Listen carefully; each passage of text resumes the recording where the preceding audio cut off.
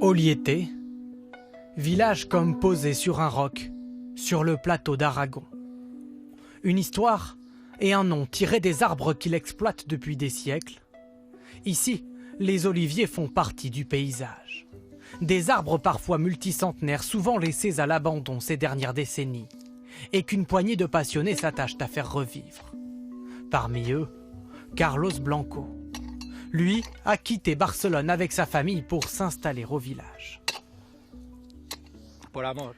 Par amour, parce qu'on a aimé Olieté. On s'est acheté une maison, à partir de là on a acheté de l'huile. On a fait connaissance avec les gens d'une association et la vie a fait que les chemins m'ont mené ici, au milieu des oliviers. À la main, Carlos dessine les rigoles à l'ancienne.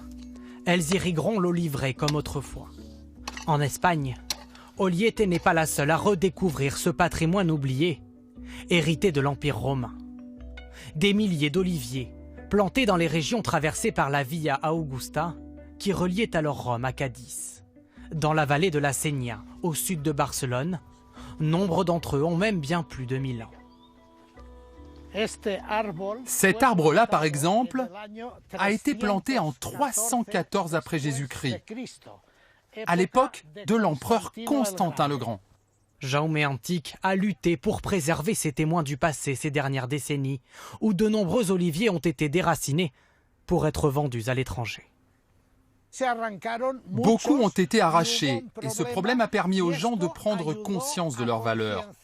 Il y a alors eu une inquiétude parce que les gens disaient « c'est notre patrimoine, c'est notre histoire qui s'en va ». À travers les hautes herbes, 2 bénévoles font l'inventaire de ces fameux arbres millénaires qu'elles mesurent pour connaître leur âge. On considère un olivier comme millénaire quand la circonférence dépasse 3,5 mètres. Celui-ci, par exemple, mesure 4 mètres et 68 cm. C'est donc un arbre largement millénaire. Pour réhabiliter ces arbres monumentaux, les défricher et les remettre en production, l'association les a confiés à ses oléiculteurs locaux.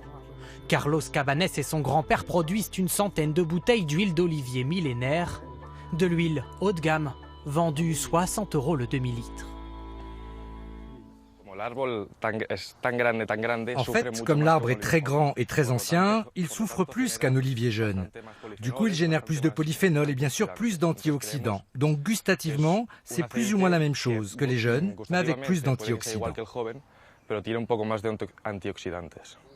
Une huile plébiscitée par la clientèle asiatique notamment. Les 2 hommes assurent aussi avoir été approchés par des fabricants de cosmétiques. Des nouveaux marchés qui pourraient bien assurer une nouvelle vie à ces oliviers millénaires.